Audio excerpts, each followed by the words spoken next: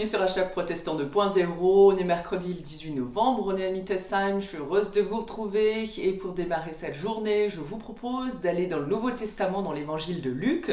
On est au début du chapitre 13, les premiers versets, et nous sommes invités par Jésus le Christ à changer de comportement ou bien faire le choix de mourir tout simplement et à nous laisser tomber dans une vie où il n'y a pas de sens. Il nous est dit en ce temps-là, quelques personnes vinrent raconter à Jésus comment Pilate avait fait tuer des Galiléens au moment où ils offraient des sacrifices à Dieu. Jésus leur répondit, pensez-vous que si ces Galiléens ont été ainsi massacrés, cela signifie qu'ils étaient de plus grands pécheurs que tous les autres Galiléens? Non, vous dis-je, mais si vous ne changez pas de comportement, vous mourrez tous comme eux. Et ces 18 personnes que la tour de Siloé a écrasées en s'écroulant, pensez-vous qu'elles étaient plus coupables que tous les autres habitants de Jérusalem? Non, vous dis-je, mais si vous ne changez pas de comportement, vous mourrez tous comme eux. Puis Jésus leur dit cette parabole. Un homme avait un figuier planté dans sa vigne. Il vint y chercher des figues, mais n'en trouva pas. Il dit alors au vigneron, regarde, depuis 3 ans je viens chercher des figues sur ce figuier, et je n'en trouve pas. Coupez-le donc. Pourquoi occupe-t-il du terrain inutilement? Mais le vigneron lui répondit, maître, laisse-le cette année encore. Je vais creuser la terre tout autour et j'y mettrai du fumier. Ainsi il donnera peut-être des figues l'année prochaine, sinon tu le feras couper. Notre monde est taré enchanté, on le voit bien. Catastrophes naturelles, écologiques, ou encore violence et guerre, handicap et maladies incurables. Notre monde tout entier est confronté, et on le vit tous ensemble, à la question insoutenable de la souffrance. Notre vie est jalonnée d'épreuves, de souffrances, et voici pourquoi. Pourquoi nous posons-nous cette question comme les contemporains de l'époque de Jésus? Cela reste comme des cris sans réponse, on pourrait dire. Jésus non plus n'y répond pas. Il nous propose par contre, tout à fait différemment, de sortir de cette impasse qui nous rendrait désabusés par rapport à cette question et sans espérance par rapport à un avenir.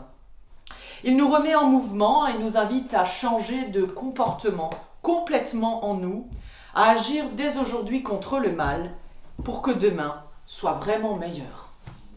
Et je vous propose la prière du jour qui nous vient d'André Dumas, une prière pour nous donner du temps. Notre Dieu, donne-nous du temps et empêche-nous de vouloir aller plus vite que nous ne permet la longue houle de notre cœur. Fais que nous ayons de la patience avec nous-mêmes, car le temps œuvre à l'ombre de nos irritations. Le temps progresse et cicatrise alors même que nous démange sa lenteur et que nous inquiète ses retours de flamme. Donne-nous, Seigneur, du temps pour prendre et pour apprendre, car nous ne sommes point faits pour vaincre sans convaincre, pour saisir sans habiter, ni pour parcourir sans séjourner.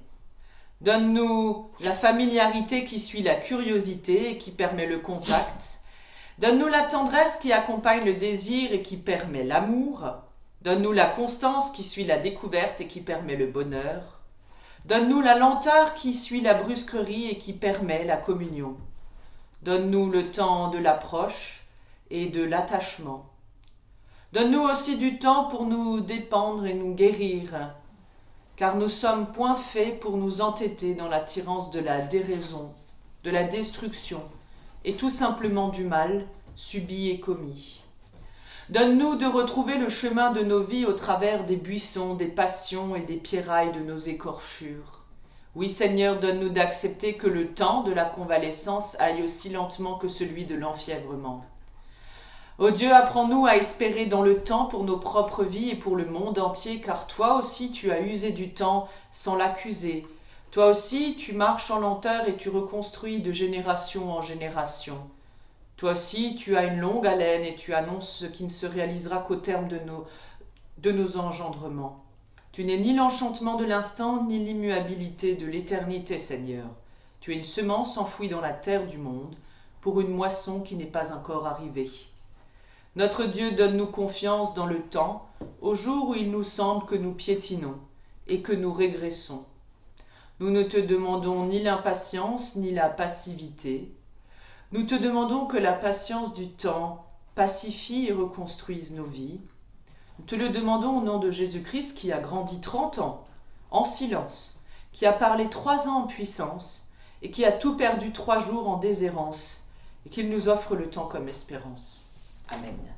Sur ces paroles d'André Dumas, je vous souhaite une belle journée dans la paix du Seigneur et je vous dis rendez-vous demain matin pour la prière du petit-déj et rendez-vous dimanche en vidéo à 11 h avec une méditation proposée par une collègue de notre union d'église. Portez-vous bien.